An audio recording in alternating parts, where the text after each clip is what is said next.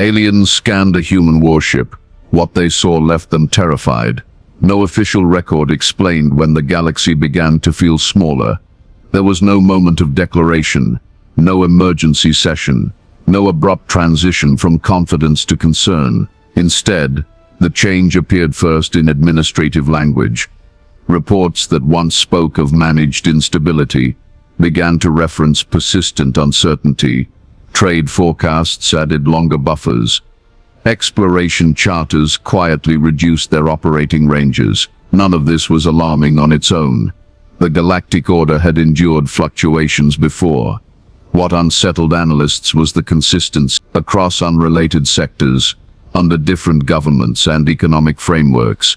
The same adjustments were being made for reasons that were never fully articulated.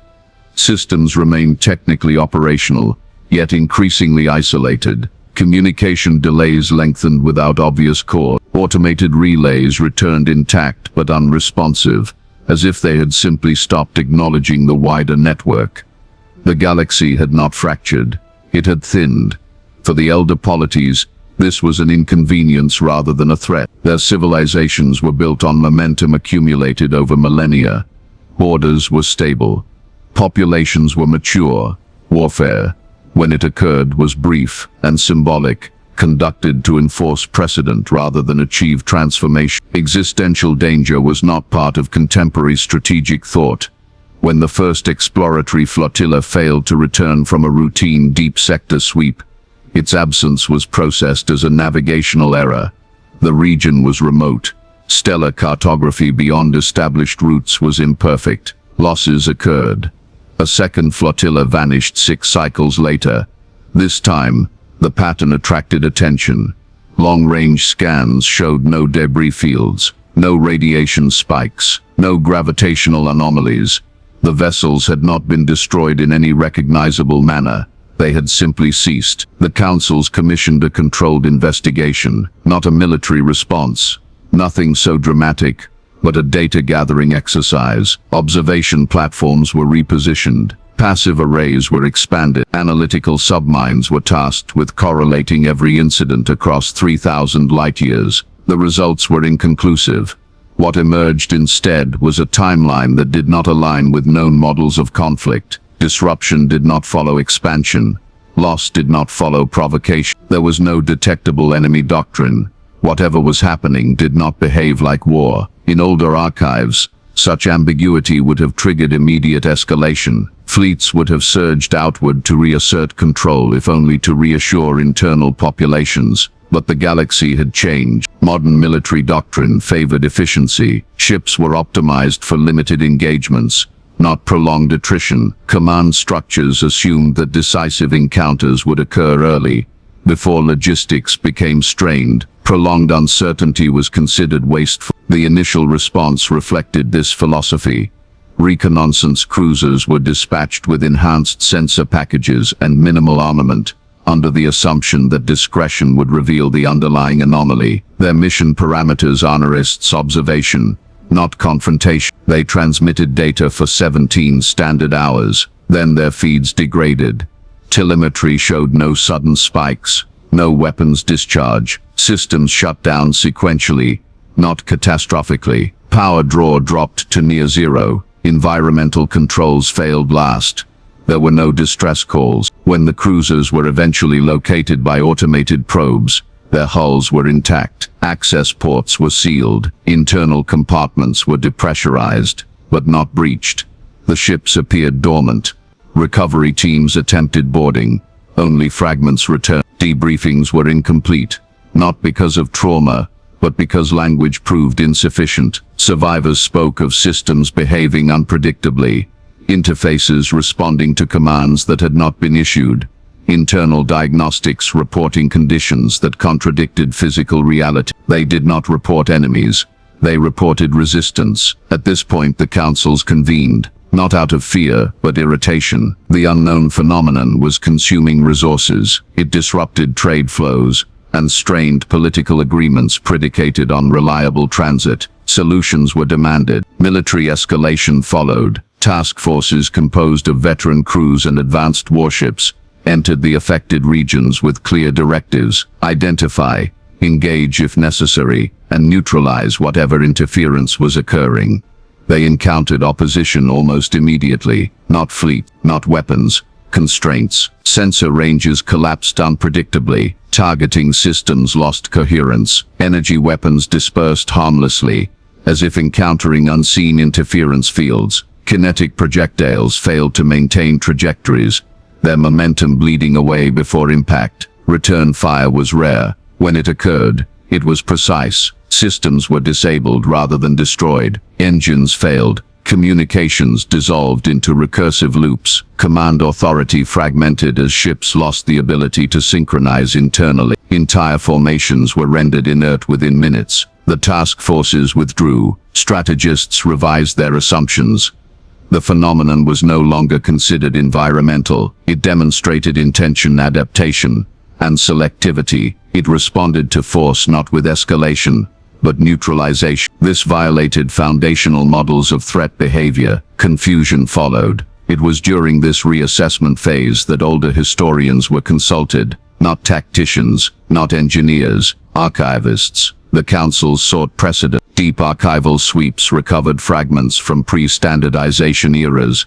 Records preserved more for tradition than relevance. These documents described civilizations that no longer existed or no longer mattered. Among them were references to a species that had behaved differently during crisis, not aggressively, not expansively. Their response patterns favored consolidation. When threatened, they withdrew inward, reinforcing rather than projecting force. Their fleets were designed around durability rather than speed, redundancy rather than optimization. Contemporary analysts had once labeled this inefficient, a sign of immaturity. The species had not participated meaningfully in galactic politics. They did not attend summits. They did not claim disproportionate territory. Their influence waned gradually, then vanished from official discourse. Extinction had been assumed, yet traces remained. In obsolete star charts, regions appeared unusually fortified despite lacking economic value. In abandoned treaties, clauses referenced mutual defense obligations to a signatory no longer recognized by modern registry. The name varied across translations. None survived intact. The councils dismissed this as coincidence, until long-range arrays began detecting structured emissions from within those same neglected regions. They carried no identifiers, no attempts at contact, no declarative messaging. Instead, they resembled internal communications, logistical updates, system diagnostics, procedural confirmations, leaking unintentionally into observable space. Their density was staggering. Infrastructure of vast scale lay hidden behind layers of defensive obfuscation that modern scanners struggled to penetrate. Shipyards operated continuously, but without the frantic tempo associated with wartime mobilization. Power generation exceeded immediate need by margins that suggested long-term contingency planning. Fleets were present. They were not maneuvering. They held position with disciplined stillness, occupying depth layers that maximized defensive overlap while minimizing exposure. Observers noted an unsettling detail. These fleets were positioned, not at borders, but around population centers, not in anticipation of conquest, but protection. This was not standard military posture. Requests for formal contact were prepared and revised repeatedly, then withheld. No council wished to be the first to admit uncertainty. Instead, observation continued. Weeks passed, then an elder fleet, heavily damaged during a failed engagement with the unknown phenomenon, crossed into the monitored region while retreating. No challenge was issued. Defensive formations adjusted silently. Escort vessels detached and guided the crippled ships toward protected space. Repair platforms activated without awaiting authorization. No conditions were stated. No gratitude requested. The implication unsettled every observer who witnessed it. Later, analysts would note that this was the moment the balance shifted. Not through force, through contrast. While the broader galaxy struggled to adapt to an enemy that refused to behave predictably, this long-ignored civilization had already accepted unpredictability as an operating condition. Its infrastructure assumed failure. Its doctrines assumed loss.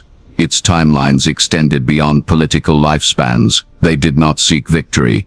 They sought survival. When pressed for explanation through cautious, indirect channels, the response was minimal. Data packages were transmitted containing analytical models of the threat's behavior, not recommendations, not warnings. Facts.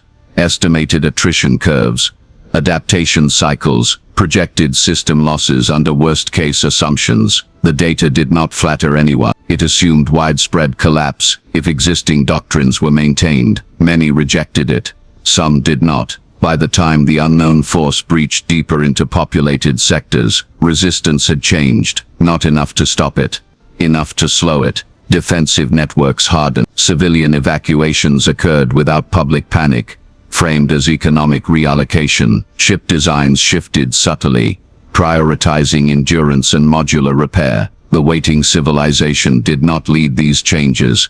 They normalized them. Engagements that followed were uneventful by historical standards. No decisive battles occurred. No heroic stands were recorded. What happened instead was endurance. Systems fell slowly. Others held. Supply lines bent but did not break. Each incursion cost the unknown force more adaptation effort than the last. Time for the first time began to favor the defenders. Historians would later argue over what should be credited: technology, doctrine, psychology. Most would agree on one point. The civilization, once erased from relevance, had not returned to claim authority. It had simply remained patient and prepared, while others forgot. And when the galaxy could no longer afford certainty, that refusal to collapse became the only strategy that mattered. The first concession the galaxy made was linguistic. Official briefings stopped using the term enemy. Analysts preferred phenomenon, then actor, then eventually pressure. The shift was subtle, but intentional. Language that implied opposition suggested the possibility of victory. What emerged beyond the outer sectors did not behave like something that could be defeated in a traditional sense. It advanced unevenly, paused unpredictably, withdrew without explanation. Each encounter revealed not intent but response, not strategy but adjustment. This confounded military planners whose doctrines depended on decipherable objectives. Every simulation assumed an opponent seeking territory, resources, or dominance. None accounted for an intelligence that appeared indifferent to all three. By contrast, the long-dismissed civilization, now quietly acknowledged in council documents under provisional designations, had never attempted to assign motive. Their internal analyses treated the threat as an environmental constant, not malicious, not negotiable, simply present. That assumption shaped everything. Their fleets, when finally engaged directly, did not maneuver aggressively. They yielded space when pressure increased, but never chaotically. Withdrawals followed pre-calculated vectors that preserved force coherence. Abandoned assets were stripped clean before capture became possible. Observers noted how rarely their ships fired. When they did, the effect was contained. Systems were disabled, not annihilated. Enemy adaptations were logged in real time. Their responses folded back into fleet-wide updates within minutes. Losses occurred. They were acknowledged without ceremony. Command logs recovered later showed that these losses had been anticipated, accounted for, and planned around decades earlier. Replacement hulls were already under construction long before the engagements that required them. This was not bravery. It was expectation. Political systems designed around short electoral cycles balked at projections spanning centuries. Economies optimized for growth resisted deliberate contraction. Populations accustomed to security demanded reassurance their leaders could not honestly provide. The waiting civilization offered none. They did not broadcast morale. They did not frame sacrifices as noble. They did not promise survival. Their communications emphasized procedure, continuity, and discipline. Civilian channels focused on preparation rather than optimism. Loss was treated as a condition to be managed, not a failure to be mourned publicly. Some species found this disturbing. Others found it stabilizing. The first major strategic summit that included representatives from this civilization did not resemble historic gathering. There were no formal entrances, no hierarchical seating. Data was shared before introductions concluded. Discussions centered on logistics rather than ideology. When questioned about ultimate objectives, victory conditions, end states, restoration timelines, their delegates did not evade. They simply answered differently. There was no final state envisioned, only acceptable ranges of survival. The goal was not preservation of borders, not dominance, not triumph. It was continuity. That word appeared repeatedly across their documentation, defined not philosophically but operationally. Continuity meant the ability of populations to persist across generations. Continuity meant institutions that could function despite repeated shocks. Continuity meant cultural memory maintained even as infrastructure failed and rebuilt. War, as other species practiced it, disrupted continuity. Their doctrine was designed to withstand it. As the unknown pressure intensified, its behavior changed. Adaptive cycles shortened, responses to countermeasures became more refined, probing actions increased, targeting weak points exposed by newer defensive configurations. Some interpreted this as escalation. The waiting civilization interpreted it as fatigue. Adaptation, their analyst noted, carried cost. The more frequently the threat adjusted, the narrower its future options became. Not strategically, its intelligence remained formidable, but energetically. Their countermeasures began to focus not on resistance, but in efficiency. Engagement zones were chosen to maximize energy expenditure for minimal territorial gain. Supply routes were manipulated subtly, drawing advances into regions stripped of exploitable resources. The unknown force continued forward, but more slowly. This shift did not go unnoticed. Independent observers, long marginalized within elder institutions, began publishing analyses that reframed the conflict. They pointed out that the galaxy had misidentified the moment of crisis. The danger had not begun when fleets vanished. It had begun centuries earlier, when the galaxy optimized itself for comfort rather than endurance. The waiting civilization had diverged from this path early. Its economic models prioritized redundancy. Its cultural narratives valorized persistence over expansion. Its political structures rewarded long-term stewardship rather than immediate success. It had been mocked for this. Until now, civilian life within protected zones offered further insight. Populations lived with restrictions that other species would have rejected as intolerable. Energy consumption was regulated. Population density was managed deliberately. Education emphasized systems thinking and probabilistic reasoning from early development. Fear was present, but regulated. Public messaging avoided dramatization. News feeds reported losses in aggregate, without personalization to prevent emotional saturation. Rituals of remembrance were subdued and frequent, designed to normalize grief rather than amplify it. Sociologists observing these societies struggled to categorize them. They were not authoritarian. They were disciplined. Consent was not extracted through force, but through shared understanding that collapse benefited nothing. When a coalition fleet finally attempted a decisive engagement against the advice of the waiting civilization, the outcome was instructive. The assembled armada represented the greatest concentration of firepower in recorded history. Its commanders believed that overwhelming force could disrupt the adaptive cycles permanently. The waiting civilization did not object publicly. They repositioned quietly. The engagement lasted less than an hour.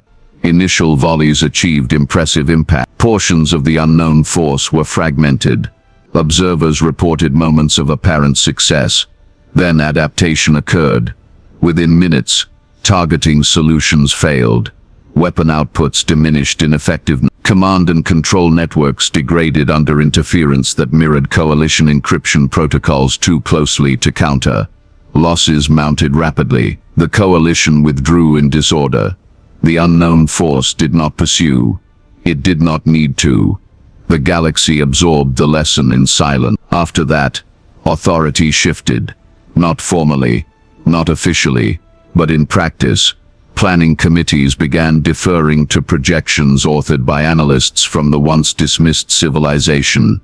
Defensive infrastructure projects adopted their specification. Fleet doctrines incorporated their assumptions about loss and endurance. They did not object to this recognition. They did not acknowledge it. Their representatives continued attending summits, offering data, answering questions, refusing to dramatize. They did not claim leadership. They behaved as if leadership were irrelevant. The conflict stretched onward. Years passed. Generations turned over within societies that had once assumed security. Cultural memory adapted. Children grew up knowing rationing as normal. Education systems reoriented toward maintenance, repair, and resilience. The unknown pressure remained present, but contained. Its advances grew cautious, its incursions shorter, its retreats more frequent. It was learning. So was everyone else. Late into the conflict, a question began appearing in academic discourse. Why this civilization? Why had it alone diverged so completely from galactic norms long before the threat emerged? Anthropological research offered no singular answer. Their early history showed repeated collapses, environmental, social, technological. Each had nearly ended their civilization. Each had forced adaptation, not toward dominance, but recovery. They had learned painfully and repeatedly that survival did not belong to the strongest or fastest. It belonged to those who endured failure without losing coherence.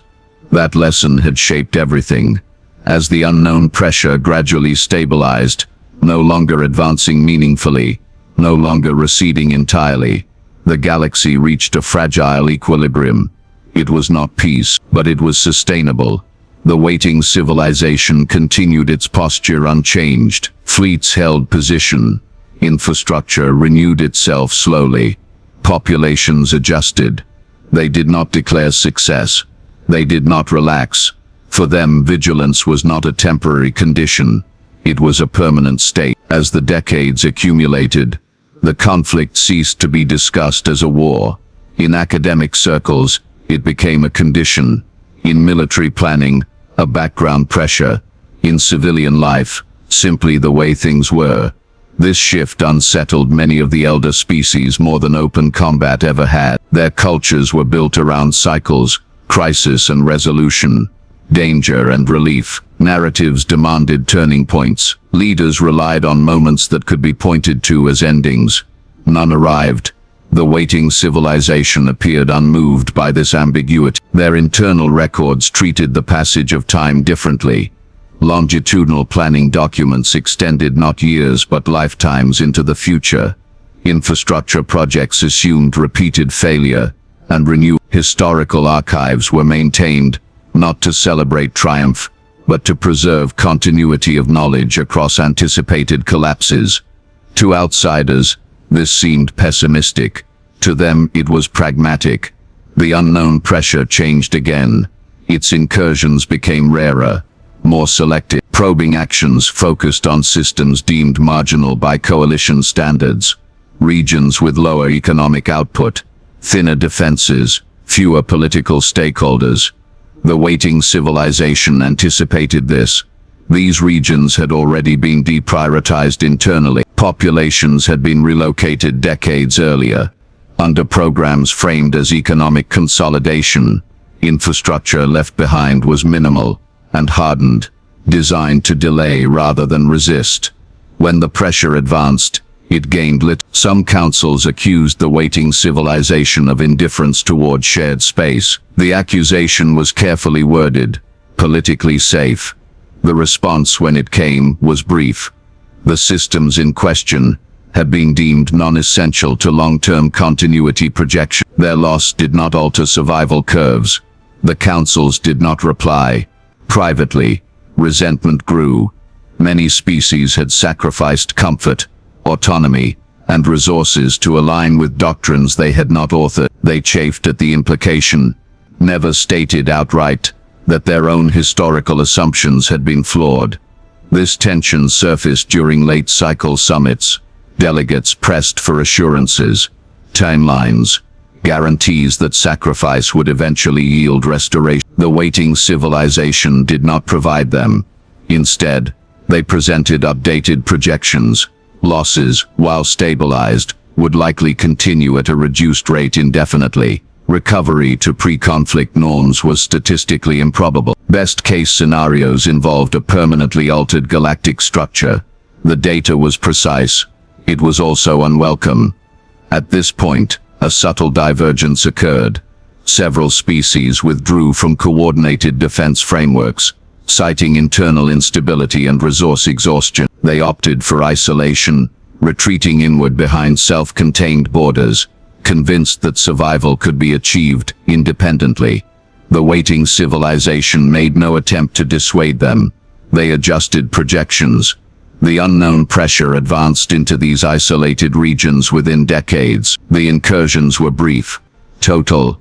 These outcomes were not publicized widely. Official channels framed them as unfortunate anomalies.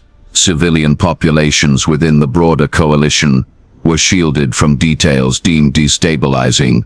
But analysts note isolation, once considered prudent, now appeared dangerously naive. Survival did not correlate with withdrawal or aggression, but integration into adaptive networks capable of absorbing loss collectively. The waiting civilization had never isolated itself. It had merely stopped expanding. A turning point, if such a thing could be said to exist, occurred not during a battle but within an archive. A coalition historian, conducting routine analysis of long-term engagement patterns, identified a gradual change in the unknown pressure's behavior that had gone unnoticed. Adaptation cycles were lengthening, not dramatically, not enough to declare weakness, but consistently. The pressure still advanced, still neutralized resistance efficiently, yet its responses lagged by measurable margins compared to earlier decades. The historian cross-referenced this with data supplied by the waiting civilization. Energy expenditure per engagement had increased steadily. Structural adaptations were becoming more complex, less elegant. Redundancies appeared where none had been necessary before. The conclusion was tentative, but unsettling. The pressure was not limitless. This hypothesis was controversial. To suggest that the unknown pressure could be exhausted contradicted its observed adaptability. It also risked encouraging overconfidence, precisely what the waiting civilization warned against. When presented with the analysis, their response was restrained. They did not endorse the conclusion. They did not reject it. They incorporated it into existing models as a low-probability variable. As centuries passed, the galaxy transformed. Political entities consolidated, borders blurred, cultural identities evolved under shared hardship. Younger generations grew up knowing a galaxy defined not by expansion, but preservation. The waiting civilization's influence permeated quietly. Maintenance professions gained prestige, repair was elevated above innovation, cultural narratives shifted toward endurance, patience, and collective responsibility. The galaxy did not become like them, but it grew closer. The unknown pressure remained present, yet something fundamental had changed. Advances stalled more frequently. When resistance was encountered, it disengaged more often than before. Probing incursions yielded diminishing returns. The pressure still destroyed, still consumed, but it no longer advanced at will. For the first time since its appearance, it reacted more than it acted. Late-stage analyses suggested an explanation: the pressure's intelligence, whatever its origin, optimized for environments of rapid exploitation. It thrived where systems collapsed quickly, where resistance was chaotic or overconfident. The waiting civilization denied it both. By refusing decisive confrontation, they prolonged engagements beyond efficient thresholds. By distributing resilience across networks, rather than concentrating it, they forced the pressure to adapt repeatedly for marginal gains. Attrition accumulated, not dramatically, relentlessly. This realization did not inspire celebration. There were no victory declarations, no grand strategies announced. If exhaustion of the pressure was occurring, it would unfold over millennia, not lifetimes. The waiting civilization accepted this without visible reaction. Their planning documents extended further. In a rare public address, one of the few ever recorded, a representative of the waiting civilization was asked a direct question: had survival always been the objective? The answer was carefully phrased. Survival, they explained, was insufficient if it required abandoning continuity. Endurance was meaningless if each generation inherited only fear and collapse. Their doctrine sought not to outlast the pressure individually, but to ensure that life structured, cooperative, remembering life continued despite it. The address concluded without rhetoric. There was no applause. As the conflict entered its third millennium, direct encounters became uncommon. The pressure lingered at the periphery, its movements sporadic. Systems once lost were not reclaimed. No attempt was made to push outward. The galaxy had learned restraint, so had the pressure. Historians would later struggle to mark when the threat ceased to define galactic existence. There was no final battle, no sudden silence, only a gradual absence of new losses, then longer intervals between incursions, then years, then generations. The waiting civilization never announced the change. They simply continued, long after the pressure ceased to advance. Meaningfully, uncertainty remained. The absence of attack did not restore what had been lost. Ruined systems were not reclaimed. Former trade corridors were never reopened. The galaxy adapted not by rebuilding the past, but by abandoning the expectation that it could be recovered. This, too, followed the waiting civilization's example. They had never spoken of restoration. Their earliest records framed collapse as irreversible and survivable, not correctable. The past once gone was archived rather than pursued. As generations passed, this perspective spread. Civilizations reorganized around durable cores. Peripheral ambitions were reduced. Systems that required constant expansion to remain viable were retired deliberately. What remained functioned more slowly, but more reliably. Stability replaced growth as the dominant metric of success. The unknown pressure did not disappear. It lingered, distant and reduced, its movements barely detectable by instruments once tuned obsessively to its approach. Occasionally, faint signatures appeared in deep space, residual structures, drifting remnants, echoes of processes that no longer completed. No fleets were dispatched. The waiting civilization advised against investigation. Engagement, even when curiosity replaced fear, remained unnecessary. The galaxy accepted this. Centuries later, academic consensus shifted again. Where once the unknown pressure had been treated as an external existential threat, it was now discussed as a historical catalyst, the force that had exposed the fragility of an order optimized for comfort, the condition that forced civilizations to rediscover endurance. This reframing was controversial. Some argued it minimized suffering. Others noted that meaning could coexist with tragedy without excusing it. The waiting civilization did not participate in this debate. They archived it. The role they had played became clearer with distance. They had not led. They had not commanded.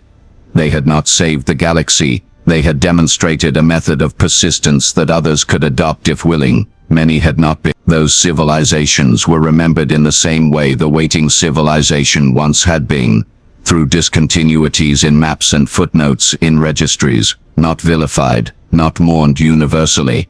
Absence normal. Archaeological surveys conducted in formerly affected regions uncovered remnants of earlier resistance efforts, fortresses built for decisive stands, weapons designed for singular overwhelming force. These structures failed catastrophically. By contrast, artifacts associated with the waiting civilization showed repeated repair, layered reconstruction, evidence of abandonment followed by reoccupation. They bore scars, not rupture. In later eras, a question resurfaced among scholars. Why had the waiting civilization survived when others, stronger by contemporary measures, had not? The simplest answer was insufficient. It was not intelligence, not technology, not unity. Those traits were present elsewhere. The difference lay in expectation. They had not believed in permanence. From their earliest myths to their most advanced planning documents, continuity was framed as conditional. Systems existed to be tested. Institutions were temporary by design. Cultural identity emphasized transmission over preservation. Nothing was assumed to last. So when collapse arrived,